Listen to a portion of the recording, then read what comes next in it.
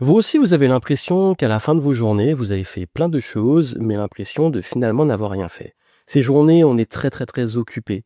On est dans l'action, on répond à des emails, on gère des imprévus, on gère des urgences, on gère des projets. Et à la fin de la journée, on se dit, mais 24 heures par jour, ce n'est pas assez, parce que vous avez envie aussi d'avoir du temps pour vous, d'avoir du temps pour vos proches, et surtout d'avoir cette sensation que ce que vous faites vous fait vraiment avancer. Cette frustration, elle a une source et je vais vous aider aujourd'hui à en sortir. Bienvenue ici Joanny Hunting, ça fait maintenant plus de 15 ans que j'accompagne, forme et conseille sur l'organisation et la productivité.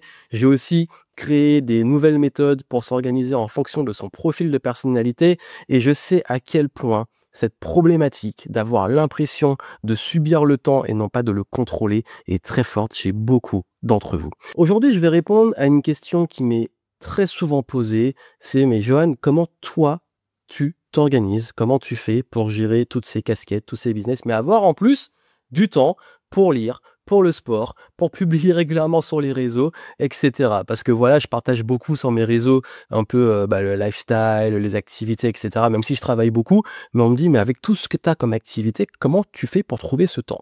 Je vais partager avec vous ce petit secret, c'est même 4 secrets pour retrouver votre temps. Et vous allez voir, ce sont vraiment 4 étapes. Si vous les mettez en place, ça fera une vraie différence pour vous. Et je vous le dis entre nous, ce qui fait vraiment la différence, c'est pas des choses extrêmement compliquées, c'est pas des usines à gaz en termes d'outils, c'est pas non plus des super hacks méga secrets, ultra contraignants qui vont vous demander des heures et des heures de pratique en termes de discipline, etc. Non, je parle de principes intemporels qui font vraiment une différence. Et si vous suivez ces 4 principes, vous pouvez vous libérer, oui, 4 heures par jour. Oui, 4 heures par jour. Et d'ailleurs, ces 4 heures, ça peut être pour des projets qui vous tiennent à cœur, pour du temps pour vous, pour de la lecture, du sport, vos proches, etc. Ou alors, je sais qu'il y en a qui se disent, en fait, si je libère 4 heures, c'est pour pouvoir m'occuper d'encore de nouveaux projets, de nouvelles idées. Donc, quoi qu'il arrive, ce temps, vous en faites ce que vous voulez. Mais en tout cas, votre temps va être optimisé. Et vous n'aurez plus cette frustration de vous dire, oh là là, mais cette journée était chargée et j'ai pas avancé. On reprend le contrôle sur le temps. Et pour reprendre le contrôle sur le temps, ça demande de passer par une étape indispensable qui est déjà de faire le point, d'avoir conscience de ce qui vous fait perdre du temps. Il y a moi ce que j'appelle les vampires de temps et même les vampires d'énergie. En fait, on ne peut pas avoir plus d'heures par jour, ça vous l'avez compris, on a 24 heures par jour.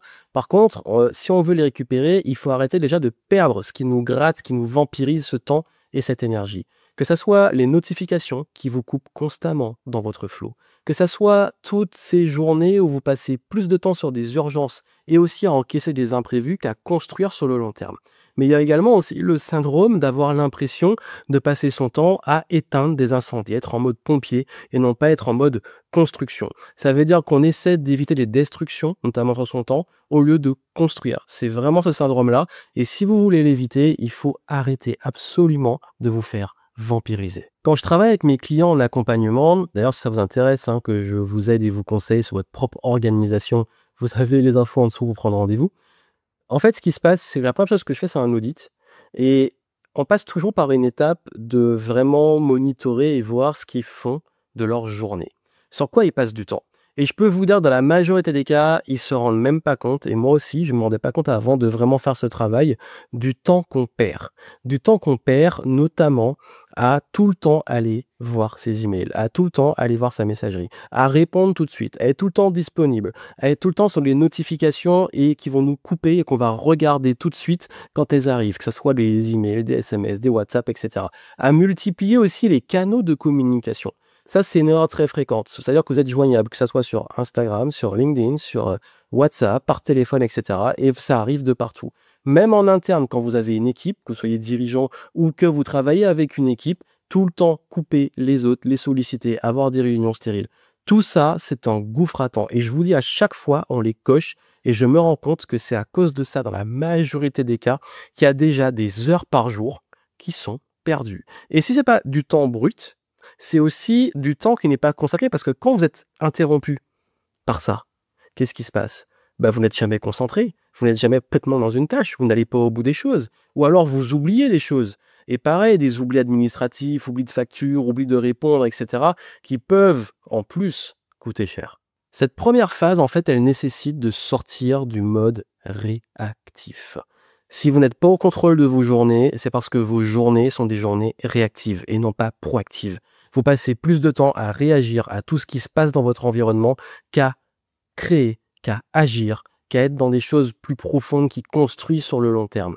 Un exemple typique des entrepreneurs qui passent leur temps à justement gérer de l'administratif, répondre à des messages, être tout le temps joignable et ne pas faire le travail peut-être de développement, de stratégie, de prospection, de vente, de développement du produit, etc. Et du coup, on n'est pas sur du long terme, on n'est pas sur de la construction, on est sur les choses arrivent et je passe ma journée à réagir. Et une journée, on a passé son temps à réagir, c'est une journée où on a justement pas construit quelque chose de concret.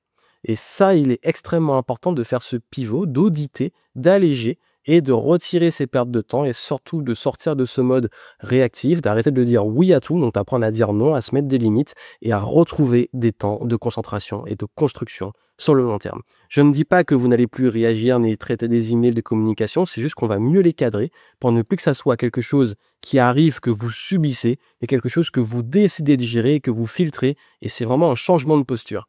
C'est plus vous êtes là, disponible, les choses arrivent et vous réagissez, c'est vous décidez enfin de reprendre en main votre temps, vos priorités, et le reste, ça va aller dans certaines cases qui vont rentrer dans la phase 2.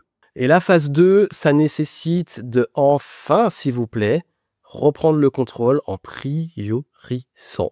Après l'audit qu'on a fait sur le temps déjà, on va aussi voir, ok, c'est quoi qui est prioritaire, où sont mes leviers d'action, où sont mes leviers principaux pour pouvoir me développer. Ces leviers-là, quand vous avez défini selon votre métier, vos activités, vos objectifs, vous allez vous les mettre en priorité. Et du coup, dans son agenda, on va dire, OK, où je mets par bloc de temps éventuel ou autre, où je mets mes priorités, qu'est-ce que je bloque et priorise dans mon agenda de façon récurrente, mais aussi cette semaine, et je m'engage à le tenir. Typiquement, dans la majorité des cas, avec mes clients, on va trouver 3 domaines. Notamment, il va avoir le travail, il va avoir la créativité, stratégie, réflexion, et il va avoir le perso. Et du coup, on va bloquer dans leur agenda tout ce qui est personnel, bien-être, sport, c'est pour moi non négociable. Ensuite, on va définir des temps stratégiques, créatifs qui sont extrêmement importants pour ne pas être tête dans le guidon. Et enfin, on va définir, OK, le travail, c'est quoi les différentes tâches et comment on met en place une régularité.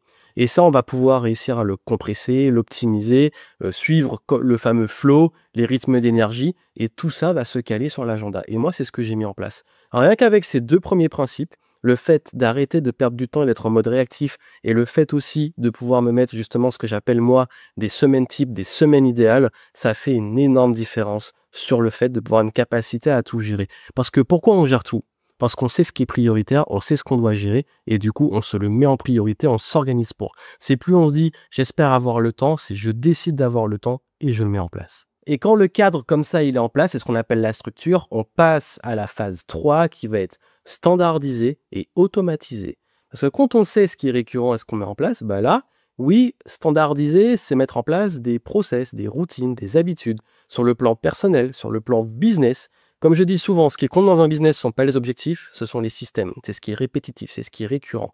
Et quand ça, on le met en place, et moi aussi, c'est vraiment les 2 premières phases, ça vous optimise votre temps. Les 2 suivantes, dont je vais vous parler, dont celle-ci, ça vous fait passer à un autre niveau et ça permet de faire ce qu'on appelle scaler. Ça veut dire que vous passez à des choses où c'est plus dépendant de la limite de votre temps.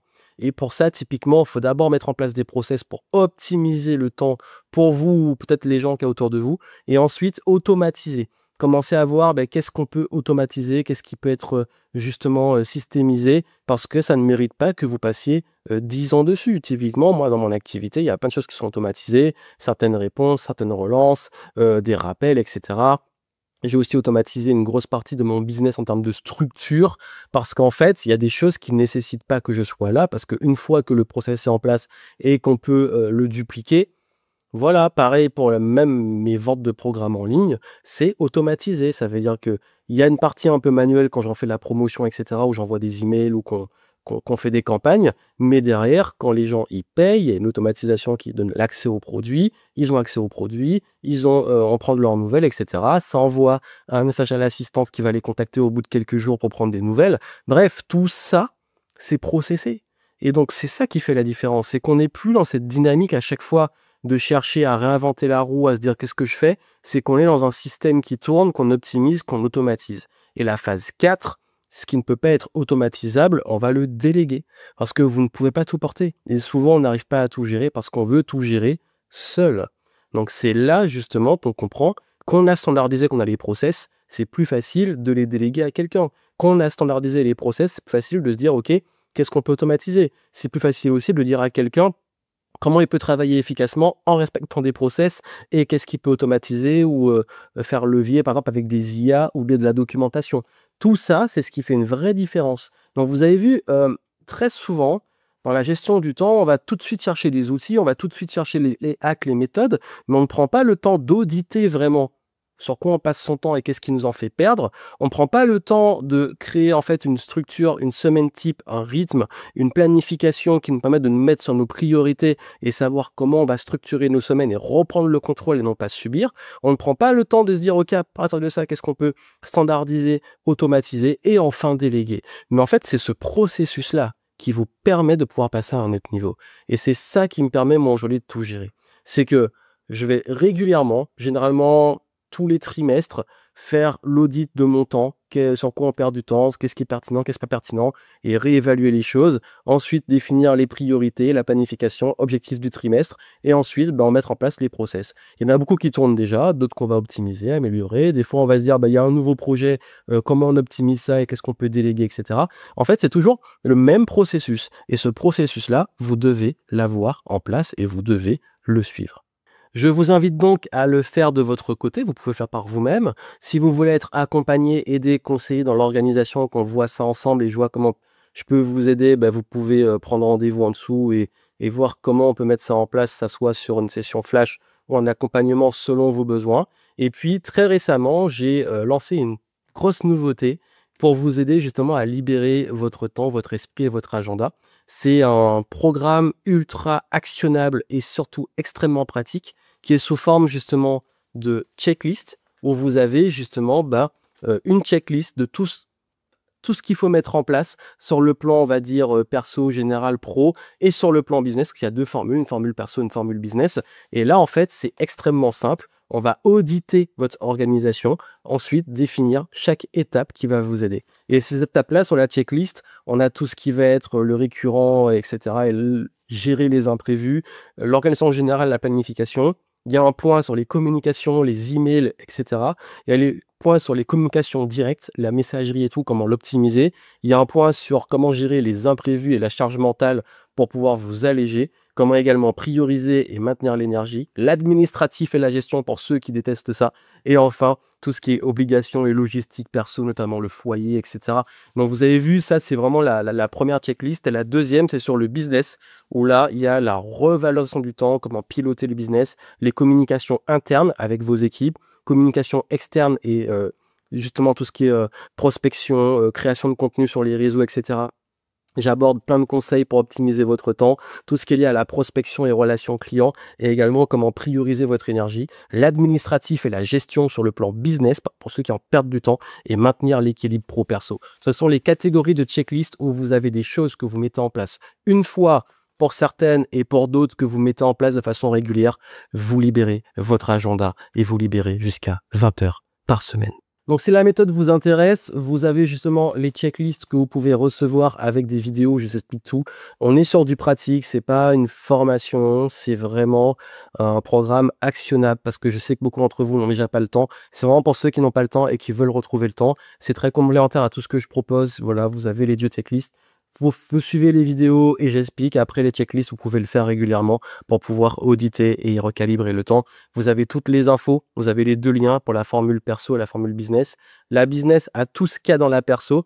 Donc voilà, allez voir ça. Les petits liens sont en dessous si vous voulez aller plus loin. Si vous voulez travailler directement avec moi, avec ou sans ce programme, c'est possible. Vous avez aussi les infos. Et puis si vous ne voulez pas aller plus loin avec ça, mais que les conseils vous suffisent, tant mieux.